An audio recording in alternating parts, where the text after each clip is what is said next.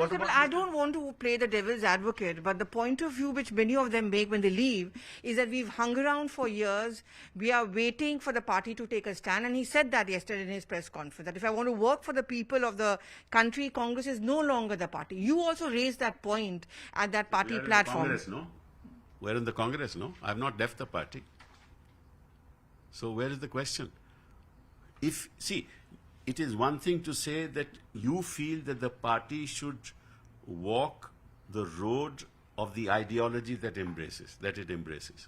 That's a perfectly good stand. And for that you should raise a voice. And if ultimately you do not, the party does not accept you, you are entitled to walk out. I'm not saying that you're not entitled to walk out, but you're not entitled to embrace an ideology which you have shunned for 30 years, for 3 decades. You can't do that. That's what is Prasadaram politics. What do you do it for? Prasada.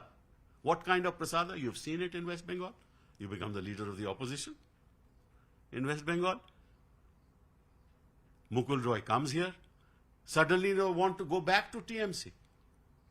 Right? What is that? That is Prasadaram politics. Now they find that all is lost because of the results of the West Bengal election. Let's go back to TMC. What kind of politics? But like Hemant Biswa Sharma, Jyotiraditya Scindia, Jiten Prasad, they said we kept on waiting for appointments with the High Command, with Rahul Gandhi, a point which you also people raised, that there is no clarity of leadership. So I am not on that issue.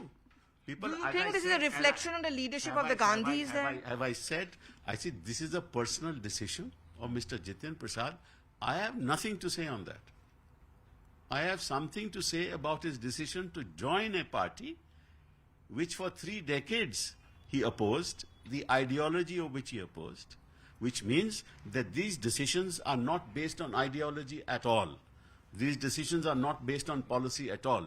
These are personal decisions, what are called prasada decisions. Do you think it's a reflection on the leadership of the Gandhis? The fact that they are Rahul Gandhi close people? It is the nature of the politics in this country. Not on the Gandhis? We have seen it happening in West Bengal. We've seen it happening in Madhya Pradesh. We saw it happening in Karnataka. We saw it happening in Maharashtra. And what will happen is people will lose confidence in the democratic system. People will lose confidence in their chosen representatives. And ultimately, the roots of democracy will get weakened. You keep on asking me questions about the leadership. I am not here to answer questions about the leadership. I am here to tell you the serious dangers ahead in respect of this kind of politics, which is what I tweeted. That look, this is now from Ayaram, Geraram, it is now Prasadaram. Now you may get a ministerial berth, you may get into the cabinet, you may get a post of leader of opposition, you may be given money, I don't know. I'm not aware of that. A politician, again I don't want to play devil, a politician will say I'm in it for politics. That's right. So I should say, I am in for politics. I should move to BJP then, if that's the argument. Would you think of that? Do you think in my life I'll ever do that? If the party doesn't want me, I will say, thank you very much. You've really given me a lot. I'm very happy. But I will never leave the ideology that I have embraced. And over my dead body, I'll never join the BJP. Even if I'm asked to leave the Congress party. I just want to go back to that letter you people wrote, because those issues still stand. The elections have still been deferred. Are your concerns still there? Of course. Of course our concerns are there.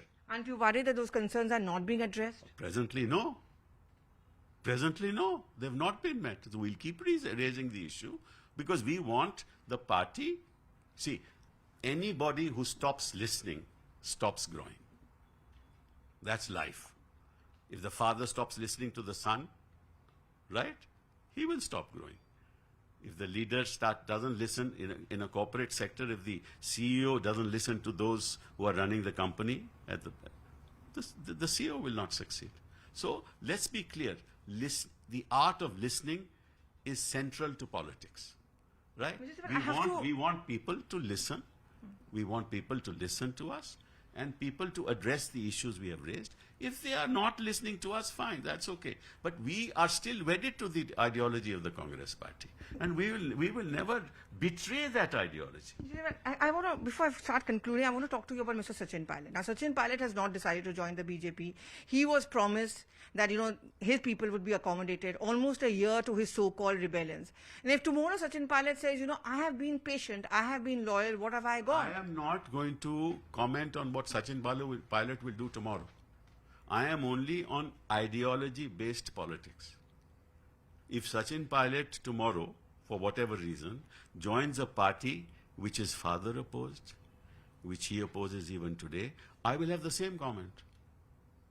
You see, politics is not about where I can go, what I can get, how I can get it, in what manner I should get it, right? It's not about that. It's about my idea of how the country moves forward.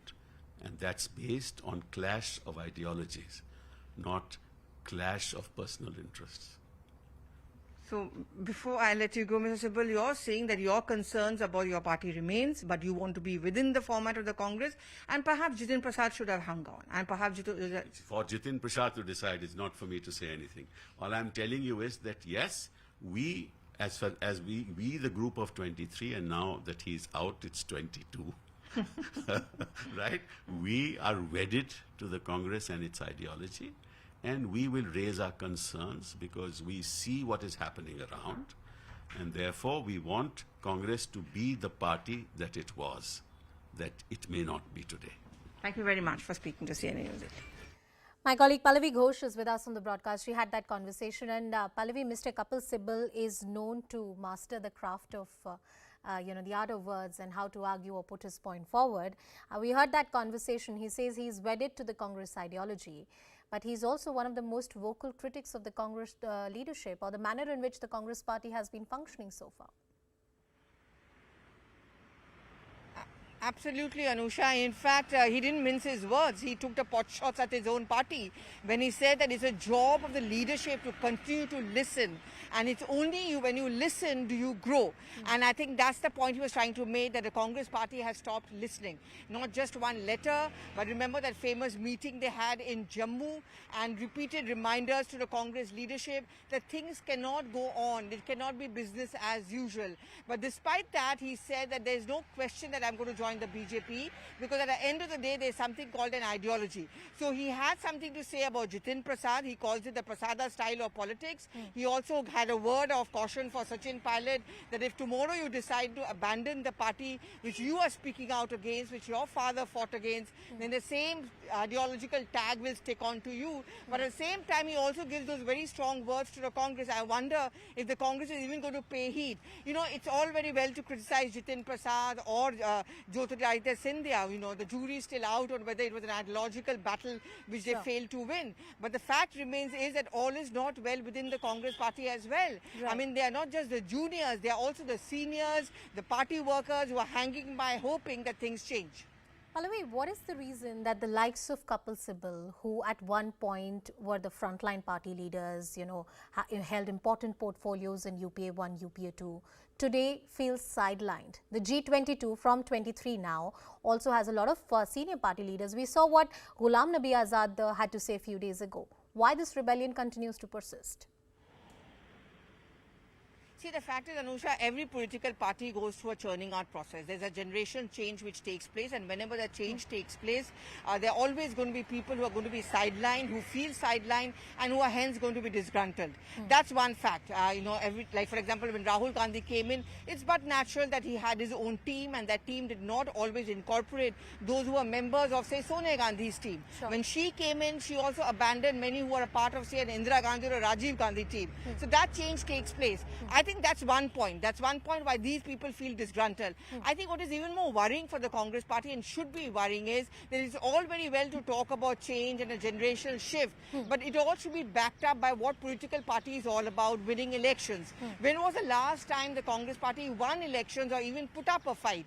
That is what is their worry. The upcoming elections, Punjab, Uttarakhand, Uttar Pradesh, how battle ready is the Congress party? How battle ready is the Congress party is the key question. Pallavi, please continue to stay on with us, because not just this rebellion of sorts or a dissent of sort within the Congress party, there are clear signs of trouble within the Punjab unit of the Congress party, and the state is not far away from elections. The committee appointed by Congress interim President Sonia Gandhi to address the infighting within the party in Punjab is set to meet again. The three-member panel, which met several MLAs as well as the Chief Minister Captain Amrinder Singh in the past 2 weeks, will submit its report to Sonia Gandhi later today if all points are finalized. The report is likely to present the point of view of the MLAs over the present situation in Punjab and their views on Chief Minister Captain Amrinder Singh. Sources indicate that the committee could recommend setting up another small group or committee to sort out the differences. Pallavi continues to be with us on the broadcast. Pallavi, I'd borrow what you said some time ago, committee after committee. The committee model of the Congress party, it doesn't really seem to work. It doesn't, and you're absolutely right, Anusha. I mean, I have seen at least 10 committees which have been set up by the party, and their recommendations have never ever been incorporated. Now, what has happened in the case of Punjab is the moment you set up a committee, you also acknowledge the fact that there is massive infighting. Yeah. Now, any political party which is going to head for elections with this image of massive infighting, it's almost half the battle lost. Apart from that, whatever we may say at the central level, at the state level, it has substantially weakened the position of Captain Amrinder Singh. He may not be declared as a CM face for 2022, but he's certainly going to be the sitting CM who's going to be campaigning for the party. There are always going to be these murmurs in the crowd, you know, his party is upset with him, the MLAs are not by his side, who's going to decide on the ticket distribution, so on and so forth. That's certainly not a very happy situation for any incumbent government to hope to win a battle.